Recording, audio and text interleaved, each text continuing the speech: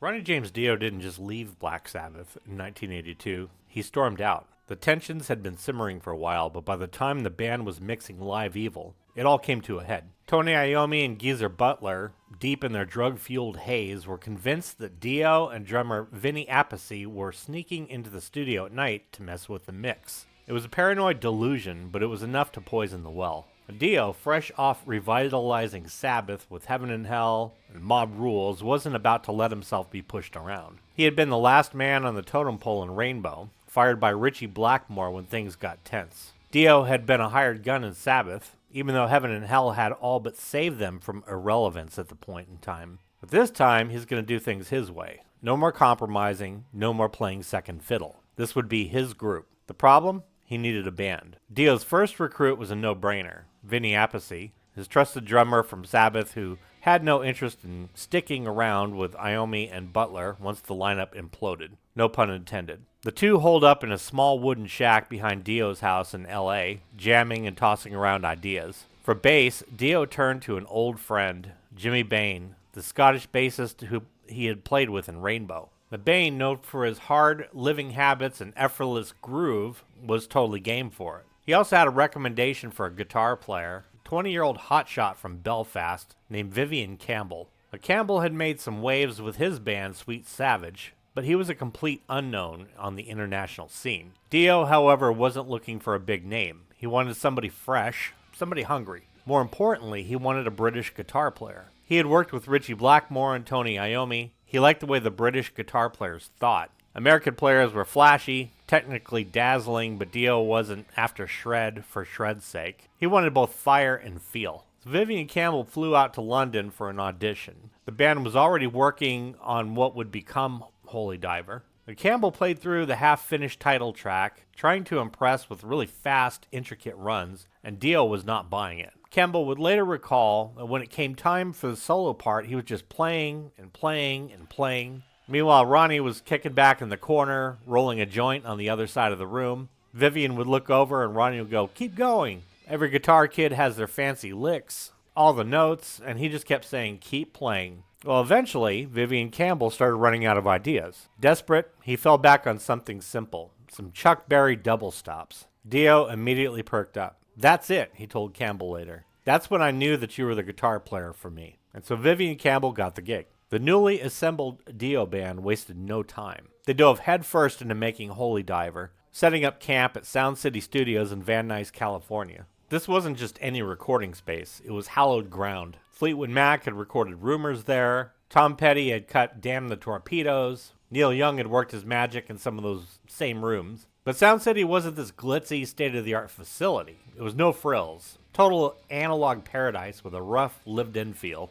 Its walls steeped in rock history and cigarette smoke. The studio's Neve 8028 console was legendary for its warm, punchy sound, giving records more of a gritty, in-your-face quality. The board had an organic edge that really perfectly suited Holy Diver's massive drums and razor-sharp guitars. But what really set Sound City apart wasn't just the console, it was the room itself. The live room was magic, with a drum sound that gave every album recorded there this larger-than-life feel. And for Vinny Appice, that was what made Sound City so special. He talked about how the room had this big natural reverb, giving his drums that giant sound. And he said you couldn't fake it. You couldn't just slap reverb on it later. Everything was baked in there. And that's why the drums on that album just totally punch you in the chest. But for Vivian Campbell, stepping into Sound City was completely terrifying. Vivian had never recorded an album before. He had barely spent any real time in the studio at all. At just 20 years old, he suddenly found himself standing in the same room as Ronnie James Dio, Vinny Appice, and Jimmy Bain, all seasoned veterans who had played in some of the biggest bands in the world. And Vivian would recall that he felt completely out of place. He was a real fan of Sabbath, Dio era. He had been listening to Mob Rules in the car when he had gotten the call for the audition, and now here he is standing in the studio with the very same guy. Vivian had spent his teenage years dropping the needle on Rory Gallagher and Thin Lizzy records, learning by ear, completely self-taught. But the LA scene was a completely different beast. He recalled, "It wasn't until I got to LA that I realized how many technically insane guitar players there were." He said, "You were tripping all over guitar players everywhere you went. I'd walk into a club and some guy would be shredding circles around me. It was mind-blowing. I thought, how the hell did they learn to play like that?" But Dio however, didn't care about any of that. Campbell was the guy that he wanted, not because he could outplay Paul Gilbert or Yngwie Malmsteen, but because his style had character. His playing was aggressive, melodic. Most importantly, it really fit Dio's vision. Still, though, Campbell could not shake his imposter syndrome. He would admit later on that he just didn't love his playing, and that, to this day, he still doesn't. Then he'd go on and say, it's only in the last 10 years that I've listened back and thought, okay,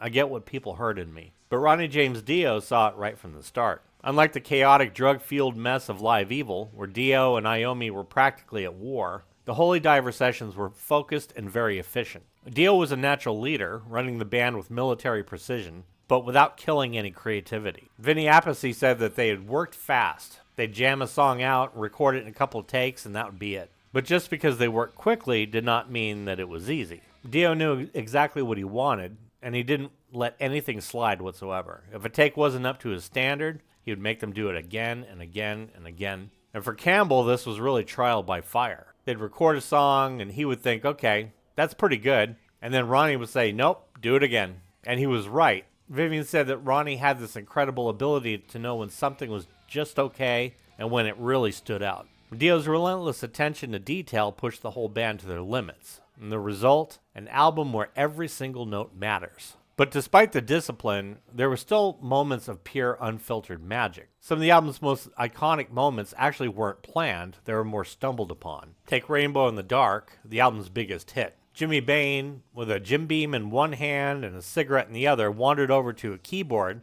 and casually played the now iconic riff. And the ash from his cigarette didn't even drop on the floor. He just took a sip of his drink, turned around, and walked away. And Vinny said, we just looked at each other and said, that's great, man. Dio, however, was not digging it. He thought it was too poppy, way too light and too commercial. The band had to really work hard to convince him to keep it. Vivian Campbell had said it was almost lost, and if Dio had had his way, it wouldn't have even made the album. And then there was a wild sound effect on Invisible. Dio wanted the sound of air rushing out, but of course this was 1983. There was no digital effects or samples or fancy plugins or anything like that. But his pot dealer happened to be hanging around the studio and said, hey, I've got a spare tire in my truck. So they dragged the tire into the studio, stuck a mic on it, and recorded the air escaping. That whooshing sound that you hear, that's literally the spare tire deflating. And let's not forget Shame on the Night, which had a secret backwards message buried in the fade out. If you played it in reverse, you'd hear Dio whispering, crucify the diver.